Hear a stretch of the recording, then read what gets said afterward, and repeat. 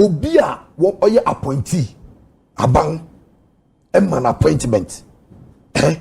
no to be hwe oman ni nyina anim ne oban na anim no de sabo oman ni sika no say nipa no wunya na ese obodutuo you need to be sure say nipa ni ensisi ye entertain no yes also be where then so obia government man appointment na dom no man appointment say this adwumeya no hwe oman yi so na say nipa ni twa echi no de sabo oman sika mu wia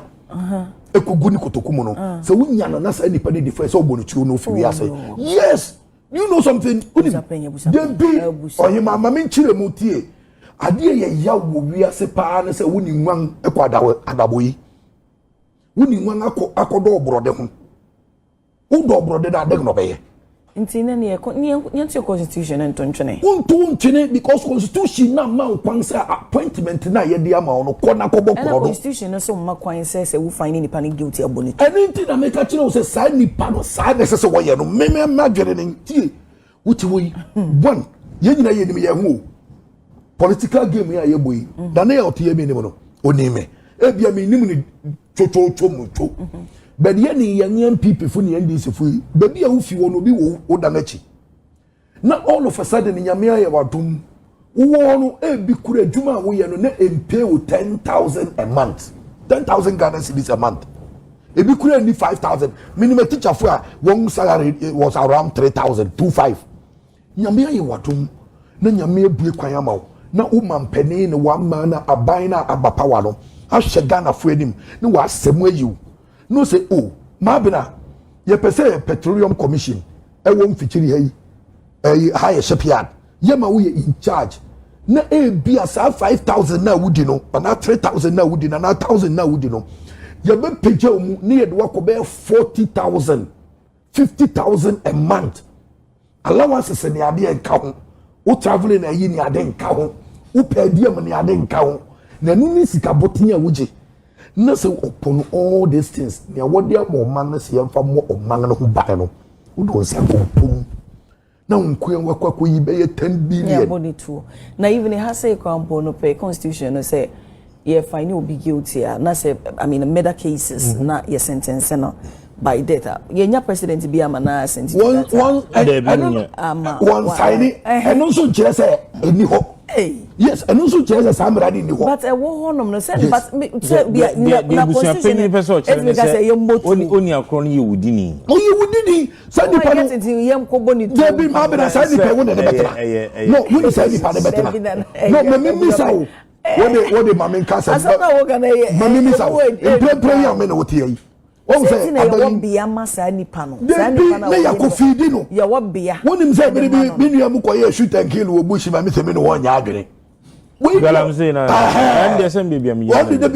me say na we dey ebuso pani kan na e so me ya agere because o man ni skill oni akoye within no say o de no court onim ye declare and say you found if the person is found guilty mostly na also say was here ko sign na say yes na ye mra na bibia akoduru no no more than no say life in life is exactly na me that's what me ama on saint you know that anti abina ma me misawo enti say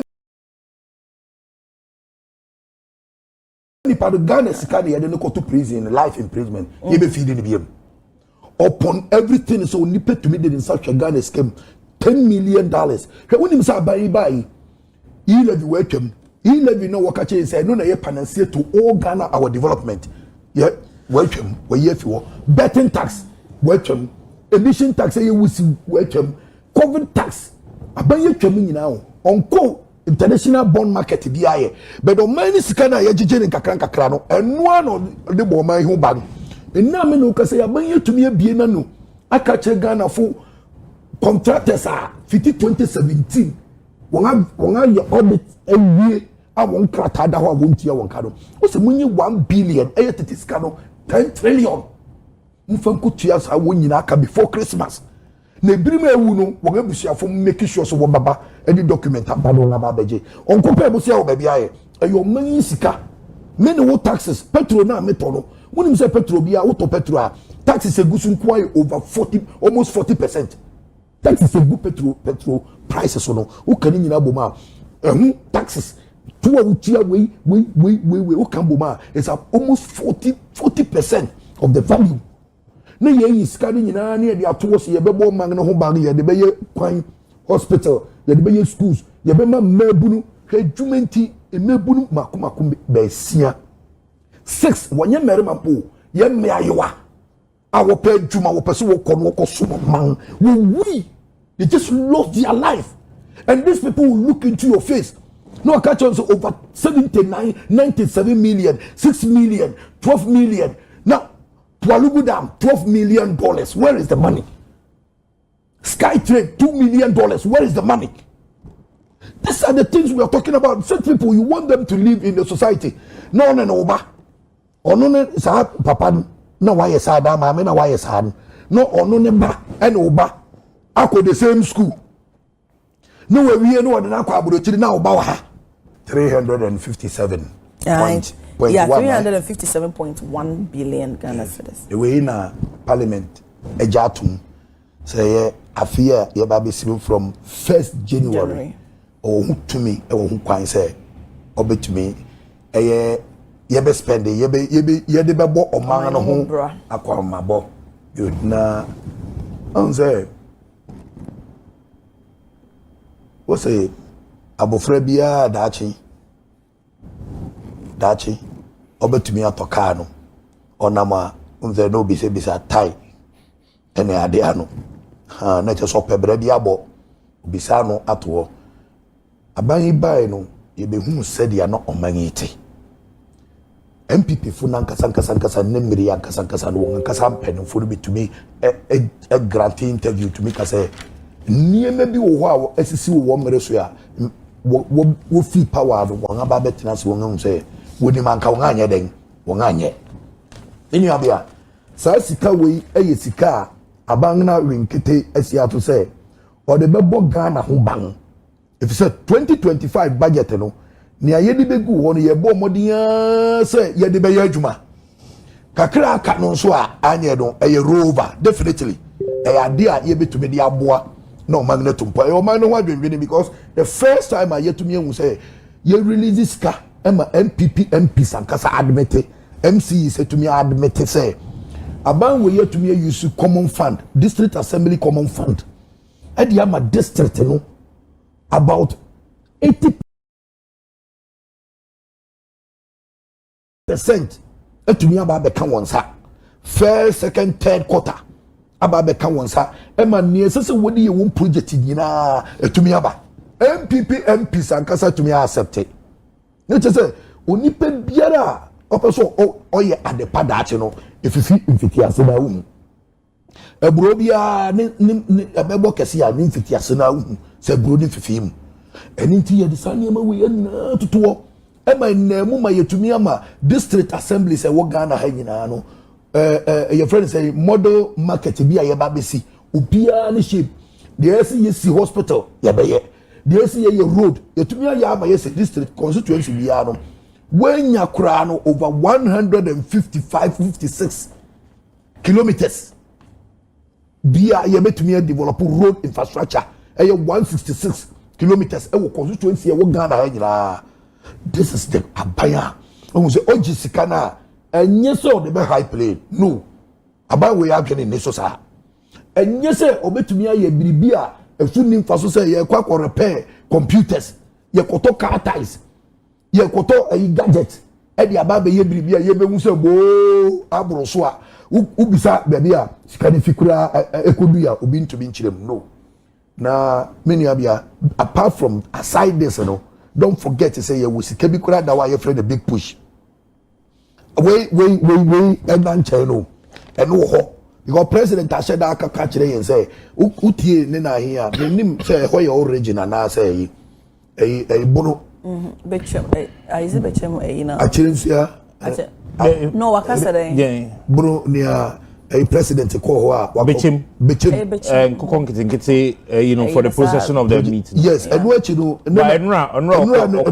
short for the ring road for sunyani achirensia say adi na ya me achirensia ne sunyani township ne yi na sa road major road e be link up to bowling nyina no or the Akoto anim Say sika bia so de be sa big push ni sika na no da ho so what you say big push adwuma no eno no da ho na say sika we na ye kase ye de ba be ye adwuma no president ashida ka kire yen say ana finance minister aye Dr. Ato Forson ama yati ase say aye revenue a ewom wosa adwumadi sika yi aye 357 no revenue a ese ye to be generating over 250 plus over 250 plus revenue mo friends generation ese yenya income a year yenya ene be fo so ansa na dwumadi na ye kono nyina na tumi aye adwuma na ne edi kan na fia ye si mu ye 2025 yi ne ye projection ne ye di dwuma ye di nyina no nyame nchade ye tumi aye ne ese ye tumi sika ne ye bo ho akwa ama ne ye de koto parliament wa approve my ye tumi aye nti ye nim se afia de ye nim no ne ye betumi aye na ma Ghana fo ahwe ha won hwe obi e wo kurom ga osu anti abena obi e wo kurom ha nyina esu adade e wo kwan road mikrom kwan boma oyiwa so president kachire so why ye kwan nyina na oye wie no yesu ye hunu woni ma sebe ade oye okogina parliament no oye ye je no so ye mumu mani na mbu that's what we need us president o na ye o sere wo president otumi ko ye sa de nyina so why over 10,000 kilometers 10,700 kilometers e wo kwan nyina so fa be biara kwan nye even no no ankasa kwan be bia abusa penyene me metumi abisa wo Ghana has one chireme major road what to be completing Ukroma apart from Chebi Krum. Major road na Akufo Addo ne NPP ama yoku wie was starting completely apart from Chebi township. That is the problem. The problem is unko baby. No say the unko baby what the Richard man can what the wie pe boss baby o completely no. Boboni nyina chireme. O hini mu to be bie na no ka chire na Akufo Addo ene NPP mo be share yembo ma yeto aba no mamo ema me kwani nyinara asai one interview o he no wo ayi o kawie na Akufo Addo ko ho wo bisado no o ka che say one two man and into one two man ba bia wo pe bia one two aba no nko na me on the wine obetumi ashabe. He made that statement, categorical statement, a video no to be catch o hini mua say o hini se me kwan o be share me bo na mato aba na mawo ema kwan na yeye wa ba dia power ye kwan ne mame no aka kire ne se wuntumi nhyabe ampani ampa ni nuane ampanti o yes ade ne mankrofo no so tuti an NPP fo anka se wo no wo hu ye wo akira ati se wo se ti sa azake supporters wo sugu wo mu sa na ma wo mu yare sa enne wo anka se hu se di o mampani e otwamu e be ye wo manyi mu no amoa won nti ne budget no one ye education very very important because don't forget to say you share Ghana football say double track you be year for it is sika ye dey to 357.1 billion no say what it is can we mean to be mbompo say sika nyina bi ene ye dey ba be educational sector don't forget say educational sector no ya catch on say ye ba be sisi 200 kg 200 primary school move from a basic school and say na secondary schools na ewo Ghana hana ye nuanom ye fi ase e blog no na ade no e blogs na ye jawo ya won antumi enwie no afrawo mahene togbi feti ekoka ho asema na Akufo Addo ka che ne say owo ni sika obetumi dia complete on fan complete no we're going to complete all these things ye we are hospitals na ayo won ankasa wo fi ase including agenda 111 sa sika we ye ba be yibi agenda 111 no abai amayati ase ye ndisi abai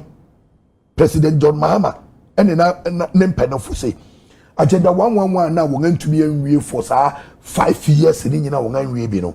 ye ba be wie 10 next year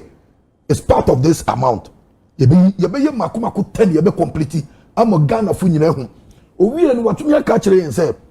6 regional hospitals you be see 6 regional hospitals aka ho na out of 6 no next year na ye be see no ye be wie 3 because 6 regional regional mo create no we need hospitals we need regional hospitals and ye ba be see 6 na out of 6 in there next year budget we at least 6 ewum ye be see nti bi nua bia yende yetumi akase yebebo Ghana ho bai na legacy year na president Mahama e dia kan ti sika na ye ato woni de ye nyina ye wa ha afia ebesim no yebeba bebo hyirew mate Abramedas I was see a car appropriation bill na say tumi a aban nya say the budget or the aba through by the president through the finance minister yamano ho kwan sisika no won fanye adwuma na yede asemo ebe kan say finance minister yamano kwan sisika no obeyire no no de aye adwuma na se wo hwe previous years eba last year and this year adeɛ baako a ama me hunu anaasɛ a creative problems with the minority the extent of the fiscal discipline aba system nim sɛ obi ntimi ntena hɔ ɛmfa 30 seconds and transfer $10 million and kugu accounts wo company bia company na adwuma no kra wonyɛ se yentimi nkoyi aban sika enka se di kutu amana ye swimming pool. I think that is where the problem is. The fiscal discipline is what is causing the problem we have with the past administration. Abna, it is surprising say ne ekosu nyina ama economy no abeye krabehwe na di ntia meka sa abeye krabehwe no say ohun say economy ni bibia na ye wo bibia ye kokopem ye no na e wo say yetimi ye adwuma e ma ni gina na naso ansa na enyini and problems are na ye face ya na obi e ka ho asem the lack of fiscal discipline that there were system a lack of fiscal discipline any misappropriation of your finances and a dollar equipie 17 Ghana or 16 Ghana cedis no and no nana ema ye kwan ema ye twia contraja ne enye ho adwuma what you say and no ema ye nya sa contraja na enye ho adwuma in fact say yenya a high level of physical discipline our previous administration na enkoye se ni baakofo na net ho na oye nia opa enka Ghana be krabehwe enka nyi se yesa akoyechi what you say me say ka economy no ho asemo ya nkofo bi o mo kasa na abnana mera ho if you say enna no bi no no mo ne ayira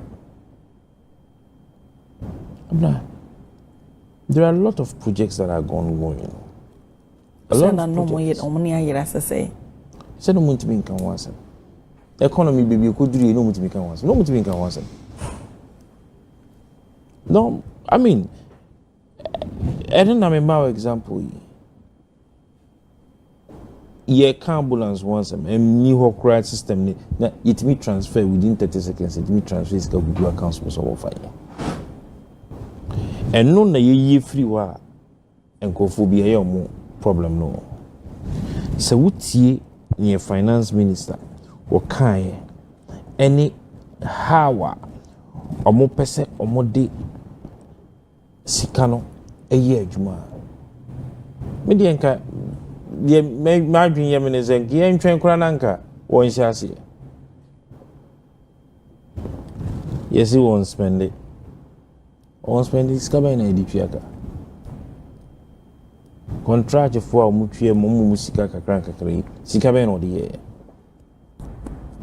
now no ko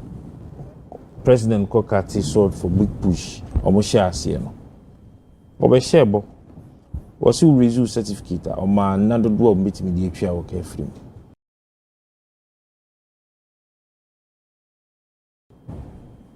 but here what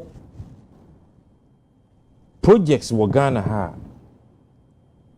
Sebi no mo nsha ase na contract no kura ni ho a na yetwa o ka ma na wi nti under mo tenure na under the former administration you will be brave and then kofa sa auditing of contracts yi ba ya ebi mo de say mo de odawa na friend say won from machines nkosi kwan so no wonye adwuma nti ono de waye no train say the document won't be yeah, the cancer won't is there. And so when you have a finance minister who is determined to ensure say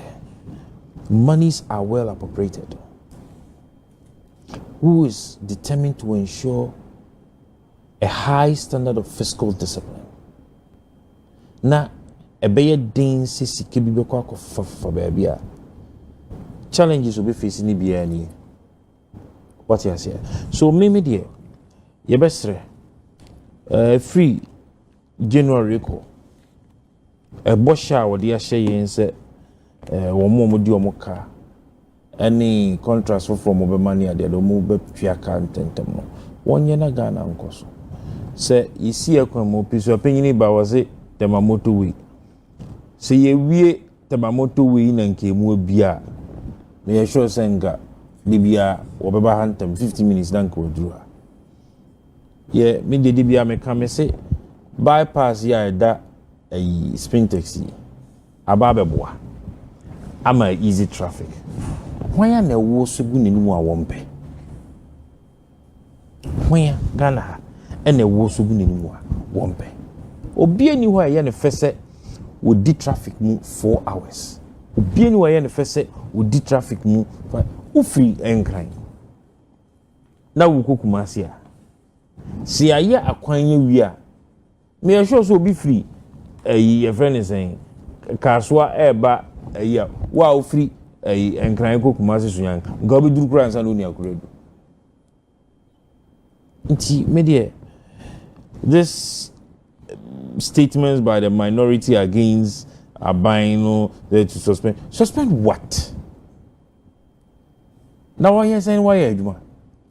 Mo kasi hwe sika ya okay 357 billion ya oka ho asemi. Say one spend this sika na eda ho. Sika bia one spend no last year bia no. E wo ho a yebetimi sa ade ato adwuma no so a ye. Na obe catch them say oh more 200 now can 100 kono mo maya osanke biko size kana ekwan abena se sikei no na ya ma ni tumi se obetimi edi o na woni li okodi wo ho a sika na ho ana se obi aka se sika bi ayira wo man. For me it is better we maintain that level of fiscal discipline than to allow that wastage in our system. Okay. Sika, ye transfer, ye ni sika, ye deko tu, ho, ye jeans, se won parliament in general. Sa se no nim se adan sisi. Enya adan dada wo. Na dan sisi so a na ajaje fo e na net you could dream ni nyina agui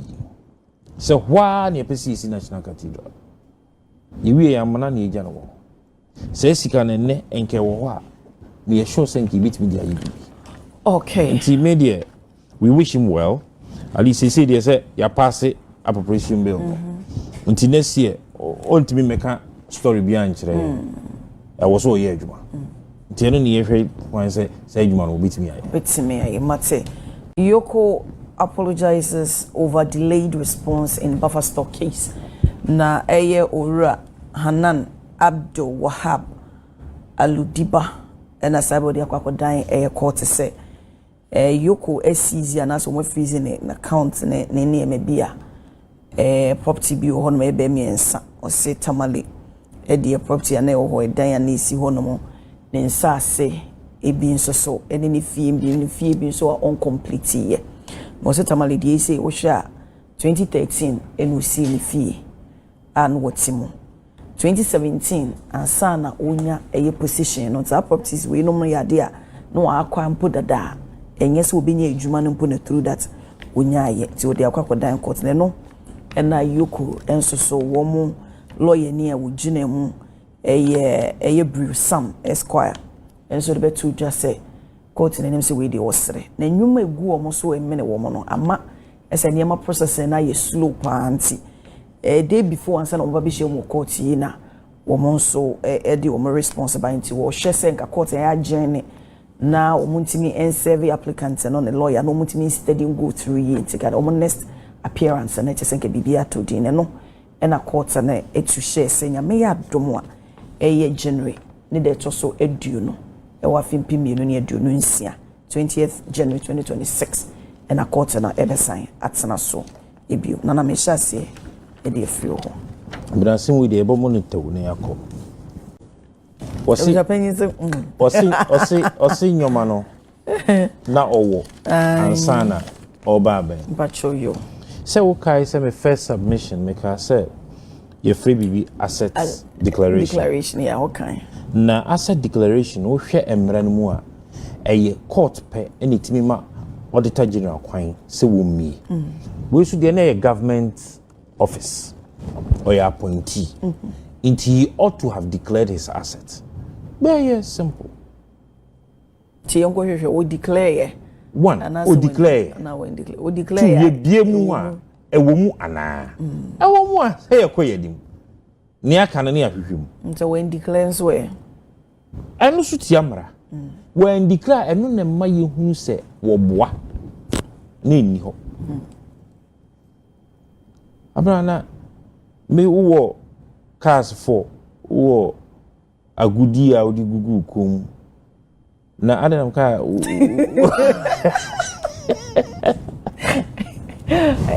na ya osapo ka wasem na yi me free mu o bi bo di ngeke na o dan wo East Legon o dan wo East Legon Hills e wo bi wo cantonment e busu apeginiti hey o wo koko asase a dia na chirezi won declare what I say. And you see, what kind of life was the person even living before now? I was here for you. Sure. Now, na me kase omo kase a bi mo to watch any luxurious cars. Eh. Obi ana enye ne dia. Ebi oku free, ebi so na obidin. But no na watch ben no. Na see watch ben no. Na see watch. They see you put all those you need into consideration. I was see it me Jojo joining sanyo mani na. Ani it be hu. It is for instance say UP party aba ben mu no watch them who say nana ya driving Rolls Royce questionable. Questionable. Aremeyaw despite. Huh? Amna they won't mean musa me se me ko fan wo here me share ta me share African way there so dim say mo any African na better what I say we ought to be able to look into it yoko we enya asem was here spending time on it okay it is o se enya ne dia yen court na court ma ye ho kwan say enya ne dia no wa akwai dada ansa na oba be ye wa akwai say your man appointment no year be 2017 good 2017 na was ye hwem inti say na wa acquire dada ye be call as a declaration na ya kwa akohwe ana ye number 1 number 2 sample no ye ntimi ehunu no wo mu na ose na watwia ho na wontwia wie ye nti na wantwra abena ye wo engineers wo krom ha wo betimi attest ehunu say dan ye si ni ye awi asase we ye to no da sei yen ko to that tangent nyina Ghana sika ni aka wasem no Ghana sika ani aka wasem me de bia me come say aban last time say Facebook obi di me picture beto say aban ba mu na me nya adwuma ya oni across de na ya me yakra ni sidi kurum na me di kan ko ya adwuma o time me ko no kurum na me ya adwuma na otene ma me fie What I say no ba me office ama me to adwane ah o che na yo obi a wunim no oh you say my boys ni bi inti ene sometimes na me yusuka na me kokru mo bi wa metimi ma na left ko be we hu sa ne ma ni what I say inti say no onu be kan o kan ya onu ani krum ni to sa ba say ah nye brai na ye we say what I say okay obi abehunu si for mama what I say me inti abena me ti hei pa say wonni me kura no kura say wonni mi abena say ushia me na enye bad sa inti enne de me nye say me ame a first class na me ntina bi muda na ade achi na say UP abem na me started tina first class mu a it's questionable okay watch $100 and something thousand, $80 something thousand. What no one before 2017 no bobi ana so our private business bia or the adwuma eno so nko can me baba kasana what if say be on a private business and I make it so on a private business investors bia or more beautiful eno so ni akwa hwehwem say you na your private business your partners wo amononia ye ni omuye business ni ade ade a ebi won ma kakraba won se mu a odi twitwa ho ye betimi ahwehwem but what I'm saying is this becomes easier for Yoko when they seek the court say court more crime na ye wo mre bi wo Ghana e fra na asset declaration e wo auditor general pen wo hu tumi se wo be so na court no ne bitimi ahye na ama na bie so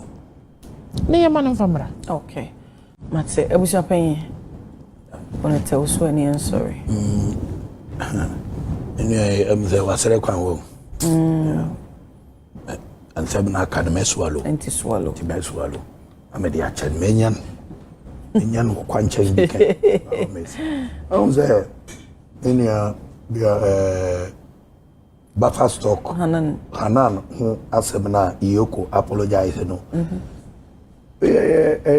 asema mzo no na Hanan no according to ono ene say na japade bia Yoko a freezing ede ne nsa atoso no na onni hu kwanso okọ ho biemu no haw no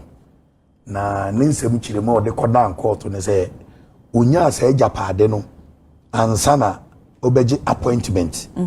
wo appointed ne ko buffer stock wona enema bia aban susu se attorney general esusu se ankoyie emasikasem bi yerai ema yehu so ona ne yiri nyina koye involve e wo saade no nti ono de aka ne de owo osuwonye ne aka ndi oni hu asem na emom sa particular building na wo tamale no eye 2013 na ho no ya na ayeforo according to him o se ho kra no je ska no ko o si dan ni wie na wa na o si fie no o ware na yere nti ye dan e wo ho de dawo na menua na na ya wa bisa asemi se obia o ye krachi ni bia na se aban dwuma ye ni bia woman appointment o ya appointee bia no ye wo mere bi okrum o se asset declaration form ese o fele John Mahama kura ka se ne appointee bia ma o ma mere bi ekosi deadline yes so obia went to me and fail at that time no March also to April maybe sir or very revoke appointment or punishment wo inti sa nkrofo na anye no sa obeka ya abangene de nsa to won aketua so ho so won aketua sa abosom na ho no sa bosom abie aketua anya dia won sa beka onfa ma won because wa bo kokko e na wo ye inti de nti ama wanye no makirem to waje adwuma no hu se adwuma we de meye na sa adwuma we obeye na sa hu asede no wuntumi nya yankwohwe ne asset declaration form no emte omo ya wode ma auditor general e wona em so wode koto Yoko minim say Yoko betumi aye sa adwuma easily ena minim say Yoko nso adwuma wo ye bia no wone FIC Financial Intelligence Commission on won na eye sa adwuma no menu akwadwo twumbuafo anopai me wachi Won kan bi and won ye say adwuma yi no ono no metumi mehwehwe Kojo Twumbu afuntumi mehwehwe wa adwuma mu saa keke onye se ne minim saa engineer and the way oye diligent no he will never come to your kukuem ono ankasa nye due diligent ansa na waba obe make sure say biribi oye no da ne kwam pepepe enti say asset declaration form no say owo so de dawo and the share form so no say me fini me see 2013 na me wie no me ye me yira ye foro wo ho nti saa da no wo ho de dawo uncompleted and undeveloped land bi wo ho and no so bi nya no 2014 2015 and say dem beji appointment na o de won krata December na se yekwohwe form so no so because asema be di to be auditor general ekoyi eko retrieve ekohwehwe saa nsem no ne yehwe so na saa yemeni nima ketia iyoko asema okan ya me say opa court no chawo because court dey want to be mu nanim tia court wa frɛ yen o de aba say yemra na yem respond to yenuan na nsema o de aba fa che yen niema bi agye yen so krono na yebeto na sododo ketase hye ne dwurum na soso nti ehwehwe ma sometimes yen kofie kura nti bode mo ma yen mre kakra na yen ko ne yen responde ayi nsɛm no wɔde aba ne nyinaa no properly serve one serve ye yie na yɛnkɔ hwɛ saa ne mam ne yɛhwɛ ne nyinaa mu na yɛwie a yɛbɛbɔ modern sɛ yɛde respond ne bɛba nti court betumi a ɔma wɔ mmere kakra ɛna court na agye atom sɛ apology no wa accept sɛ ɛnyɛ bu apayo wontumi mu nanim nti ɔde akɔhyɛ 20th January next year ya ɛna ameno kasa ayi no so ane bɛ na atwa biesa o sɛ ahi uyi holidays ni ade fima aka na atwa biesa ne na kakra ye nyina ye bɛkɔ adenta high court we so ade ba ko e wo mu ne sɛ a criminal case na criminal case ni so no sɛ wanya due diligent e wo issues ho a wanya wasam ne wo beto agu ɛna wanya onipa no so bɛbɔ no kwadu bɔne a enwi akyire no sɛ no onifo obi anka sɛ Hanan ɔti wo mprempren obi amu no fo ye na mom wo susu sɛ yoko susu sɛ attorney general susu sɛ enema sɛ na akoso ɛwɔ no na brabom ɛne ne nnwuma a wɔde hyɛ ne nsa no ɔyemi asase mu yɛ mi se ma aka ba ko na mɛsɛ akadiem ma bra wonim sɛ obi a ɔyɛ appointee aban ɛma appointment no to be hwɛ ɔman ne nyina anim ne ɔban ne anim na ɔde ne nsa bɔ ɔman ne sika mu no sɛ nipa no wonya na ɛsɛ ɔbɔ you need to be short sɛ nipa ne yɛnsɛ sɛ yɛ entertain no yes also be where then so obi a government man appointment ɛyɛ na dom no man appointment sɛ di sɛ adwuma ya no hwɛ ɔman yi so na sɛ nipa ne twa akyi na ɔde ne nsa bɔ ɔman sika mu wia ekogu ni kotoku mu no sɛ wonya no na sɛ nipa ne defense sɛ ɔbɔ no tuo no fi wia sɛ yes you know something dem bi ɔyɛ mama me nkyire mu tie adeɛ yɛ ya wo wia se paa ne sɛ woni nwan ekɔ adabo yi woni nwan akɔdɔ obrode ho wo obrode da de no bɛyɛ nti na ne yɛ constitution ntontwene wontwene because constitution na ma kwan sɛ appointment na yɛ de ama ono kɔ na kɔbɔ kɔdɔ constitution no so ma kwan sɛ wo find nipa ne guilty abonit ɛne nti na meka kyerɛ wo sɛ saa nipa no saa ne sɛ wɔyɛ no meme madwere ne ntie wuti wo yi one yɛ nyina yɛ nim yɛ ho political game ya yɛ boyi da na yɛ ɔte yɛ mi nim no onime ebia mi nim ni chochocho mucho but yɛ ni yɛ NPP fu ni NDC fu baby a wo fi wo no bi wo da n'akyi na all of a sudden nyame ayɛ wadom wo no ebi kura adwuma a wo yɛ no na empay wo 10,000 a month 10,000 Ghana cedis a month ebi kura ni 5,000 minimum teacher fu a one salary was around 3,025 nyame ayɛ wadom na nyame abue kwan ama wo na umampeni ne wama na aban na abapawa no ahye Ghana fo anim ne wa asɛm ayiw no say oh mabena ye pese petroleum commission e wo mfikyiri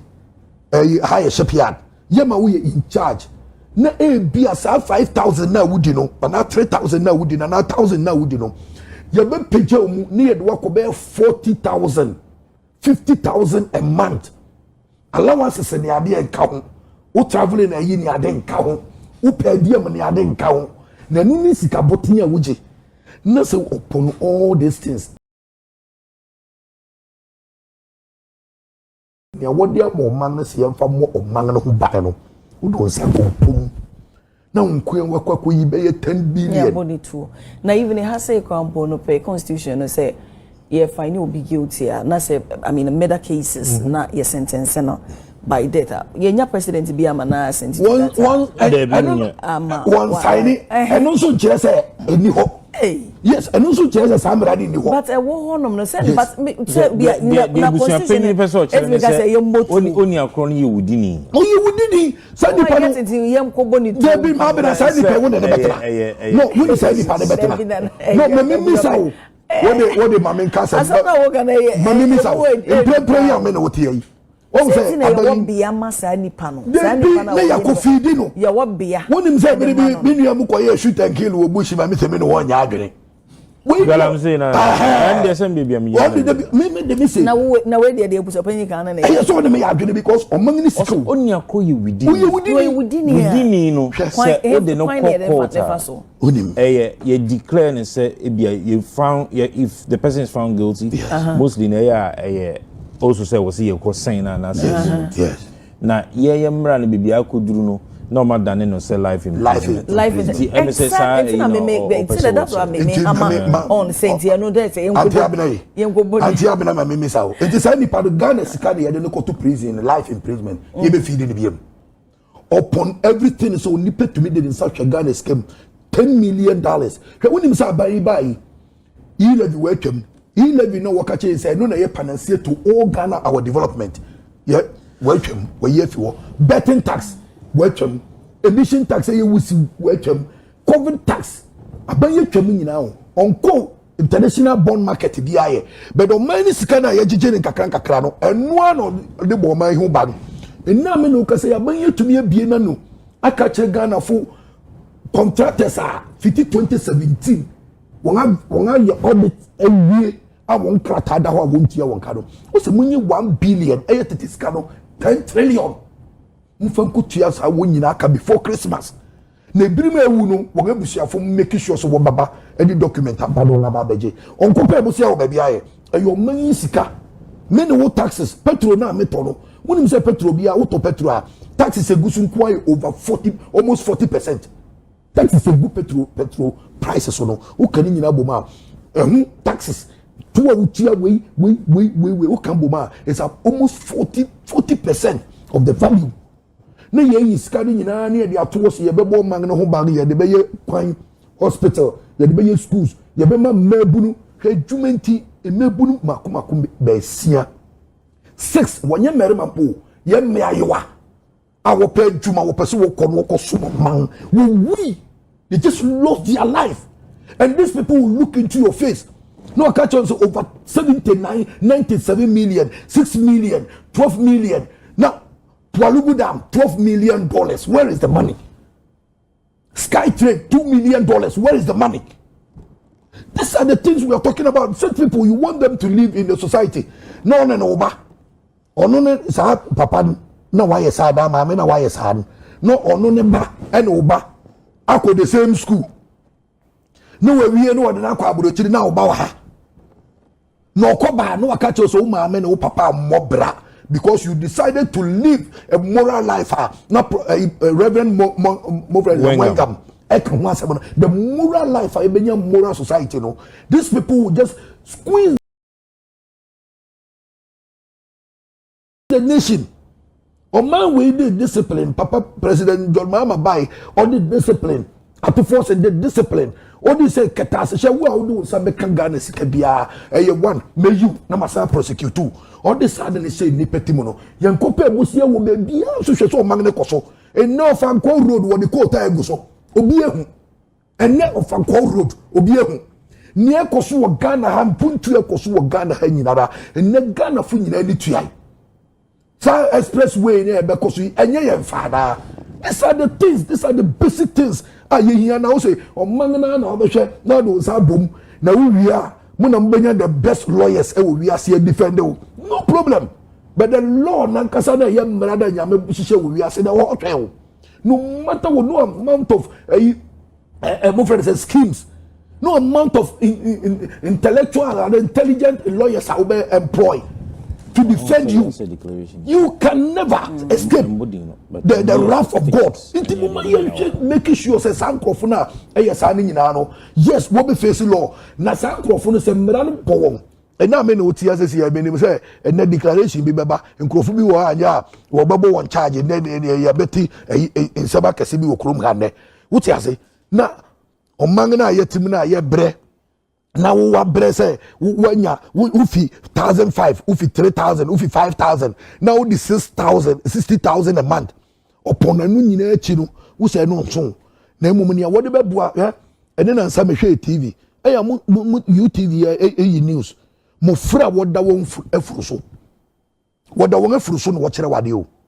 one classroom na a containing 3 mofra makomako 3 mofra was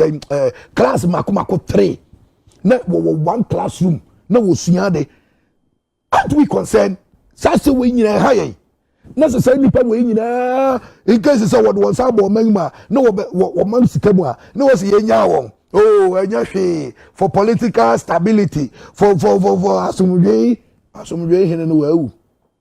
Nyande ya pa asumudwe no koda dada. Say what was yesu so baby about bad say na de. Say ni apa. President Mahama abasa we na de. Why we abasa we na de. Now President Mahama is here. The second coming of President Mahama is like a tiger. Our baby see magno what we ask for them so yes into arenadin or a tiger into say no near echo so biara enye wo manyi mu no wa twe na ba because on one kasa say obe discipline no on one kasa say the chief of staff discipline no on one kasa say the vice discipline no ni appointees into wo manyi ba na wonim na ko off way a ene de eye wan kasa wasem enti yoko asema waka no eye chopa ye jetum so say ye da nyame asese court no age atum no de akose 20th January. Okay, me that say. Thanks for watching. Like and share the video. You can also drop your comment. Please don't forget to subscribe. Click on the bell to turn on the notification.